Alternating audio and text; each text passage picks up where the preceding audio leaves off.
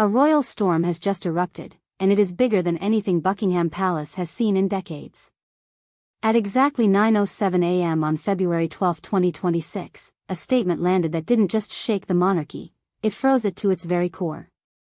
Prince William has officially refused to validate a DNA report submitted by Prince Harry regarding Archie Harrison Mountbatten Windsor, and in doing so, he has turned a private family dispute into a full-blown institutional standoff. This isn't about sibling rivalry anymore. This isn't about hurt feelings. This is about the very foundation of the House of Windsor, succession, inheritance, and the titles that define royal legacy. Reports suggest that William has now frozen Archie and Lilibet's reinstatement in the Royal Household Register, insisting on what he calls forensic-level verification under Crown authority. Public opinion exploded within minutes. Supporters of William say this is about protecting constitutional integrity. Harry's allies argue it is bureaucracy weaponized to block rightful recognition. And somewhere in the middle sits the rest of the world, watching a monarchy suddenly caught between duty, law, and raw emotion. But this is only the beginning, because behind the palace walls, secret memos now referred to as the Bloodline Files have surfaced, revealing inconsistencies, procedural anomalies, and questions that could alter everything we thought we knew about the Sussex children's place in the royal lineage. What happened next pulled in private labs, encrypted financial transfers, former intelligence operatives, and a commission that has never been forced into public view. The stakes couldn't be higher, and the consequences could redefine who the Crown recognizes as truly royal. Just hours after the palace statement, it became clear Prince William wasn't just questioning a report. He was stopping the clock entirely. The DNA verification submitted by Prince Harry, intended to confirm his biological connection to Archie and formally restore Archie and Lilibet within the Royal Household Register, hit a brick wall. William refused to validate it, freezing the process and invoking the authority of the Crown itself. Sources inside the palace describe the move as unprecedented. No modern monarch has ever halted a child's recognition while demanding what William calls forensic-level verification. And it's not just paper, it's power. This decision directly affects succession, ceremonial titles, and even inheritance, turning what might have been a private family matter into a constitutional chess match. To oversee the review, William reconvened the Sovereign Succession Security Council, or SSSC, a dormant body composed of legal advisors, archival experts, and intelligence operatives tasked with protecting the integrity of royal lineage. Within hours, Archie's attempted reinstatement was in a state of limbo. Every previous assumption, every accepted document was under scrutiny. Public reactions split almost immediately. Some hailed William as the guardian of tradition, protecting the monarchy from procedural shortcuts. Others painted him as a brother using bureaucracy to obstruct Harry's children from their rightful recognition. And while social media debates raged, inside palace walls, the tension was colder, sharper, and procedural. Less family quarrel, more institutional enforcement. While the world waited for answers, one thing was clear: this wasn't a temporary pause. This was a message. The monarchy was asserting control. And the line between private family loyalty and public duty had never been more pronounced. But even this step was only the opening move. Because what William did next, what he ordered behind closed doors, would pull in memos, forensic experts, and internal palace reviews that had remained dormant for years. And that's where the real storm began. Inside Buckingham Palace, whispers turned into a roar when a 6-point internal memo surfaced, now circulating as the Bloodline Files. Palace aides describe it as explosive, detailing irregularities surrounding Archie and Lilibet's births that advisors say cannot be ignored. The files highlight procedural anomalies that would raise eyebrows anywhere, but inside the monarchy, they are seismic. One example repeatedly cited is Archie's birth certificate, which was later amended to list Meghan as Her Royal Highness, the Duchess of Sussex. William reportedly viewed this as unprecedented, a deviation from the strict legal formatting used for his own children. Even small inconsistencies, like missing signatures from royal obstetricians and incomplete archival records, became potential red flags. And it didn't stop there.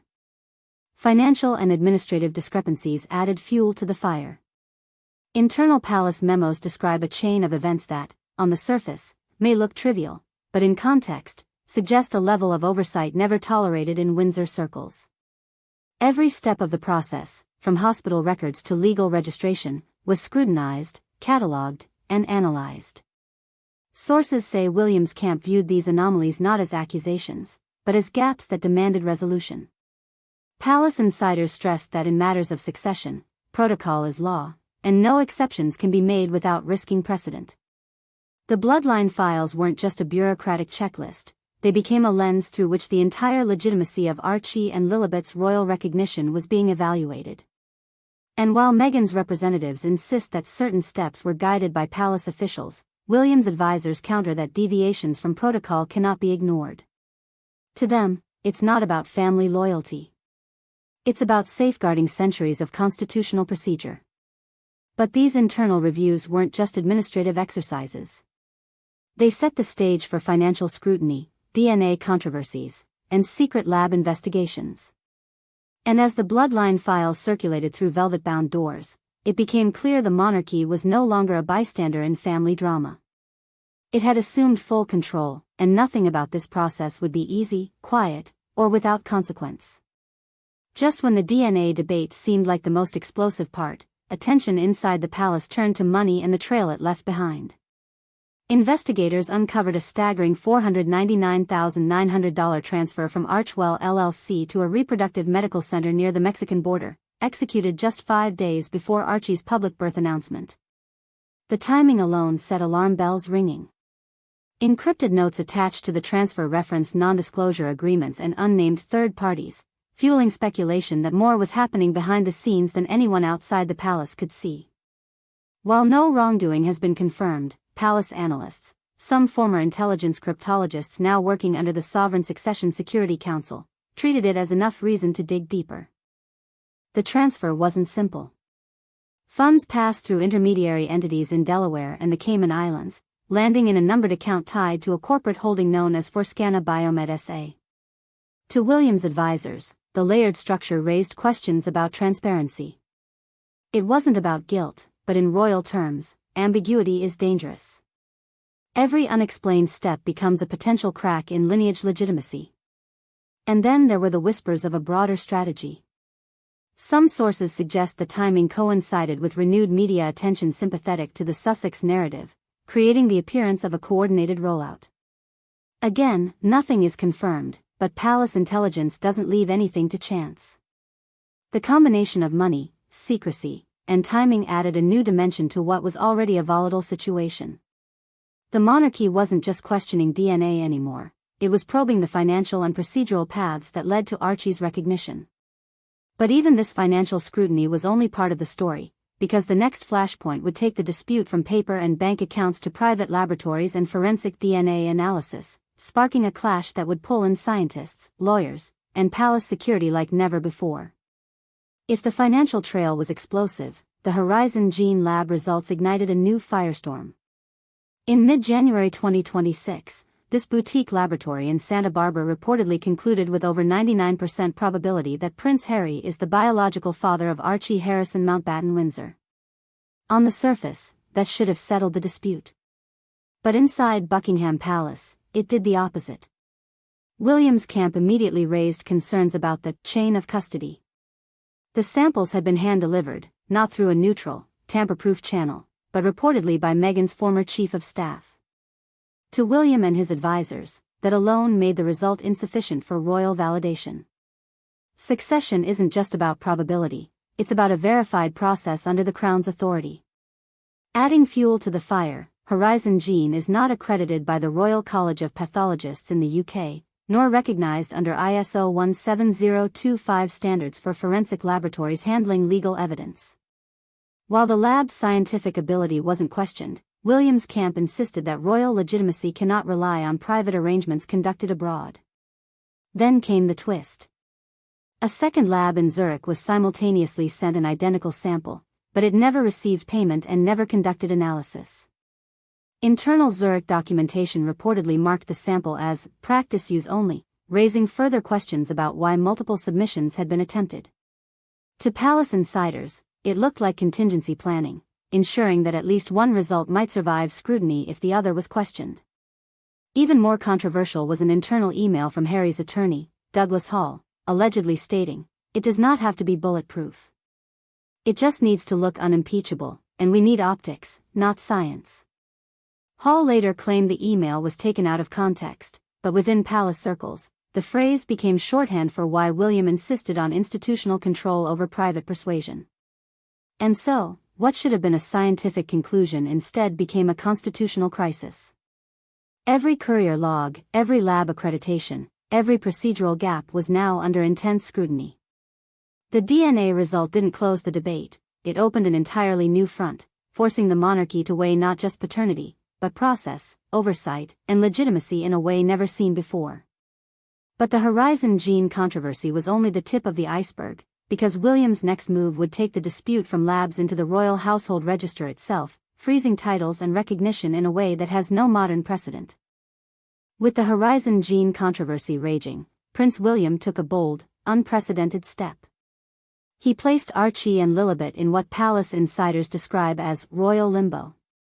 Their names were suspended from the Royal Household Register, and all ceremonial titles were effectively put on pause. For the first time in modern history, the monarchy paused recognition of its own members pending review. The move wasn't symbolic, it was procedural and legally grounded.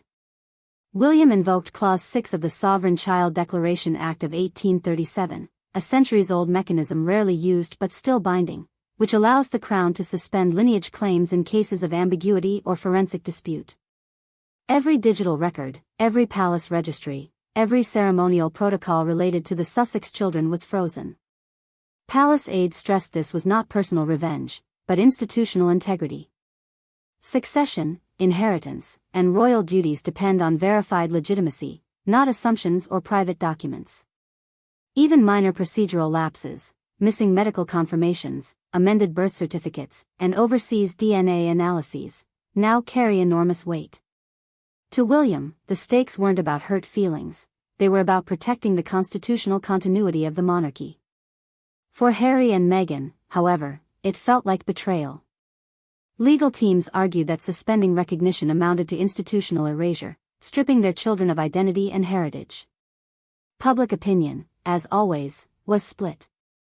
Some applauded William's strict adherence to protocol, while others saw a cold, bureaucratic blockade against innocent children. Inside palace corridors, the mood grew tense. Officials compared the scene to a high-stakes chess match where every step must be measured and every move scrutinized. William's freeze effectively turned a family dispute into a constitutional standoff. And the uncertainty didn't stop there. With the register locked, titles suspended, and ceremonial recognition withheld, the monarchy was now facing questions it had never confronted in modern times. How far could institutional procedure go before it collided with family? And who ultimately decides who belongs in the House of Windsor? But even this unprecedented action was just the prelude, because William wasn't finished. He was about to escalate the dispute further, activating a secret royal commission that could redefine legitimacy forever. With the Royal Household Register frozen and the DNA controversy unresolved, Prince William took the next decisive step. He activated the Royal Commission for Lineal Ethics and Continuity, or ARLEC. Established under Royal Charter in 1975, this commission had never before been called into full public operation. Until now, it had existed only in theory, but suddenly it was very real, very powerful, and very public in its implications. The commission is composed of some of the highest-ranking figures in the monarchy and legal system: senior lords from the House of Lords Ethics Committee, a retired Privy Council judge, the Royal Archivist General, a constitutional historian from Oxford, the Archbishop of Canterbury's legal representative, and a former intelligence officer. Their mission is a single, daunting question: do Archie and Lilibet meet the minimum standards of legal, moral, and ceremonial legitimacy to retain or restore standing within the House of Windsor?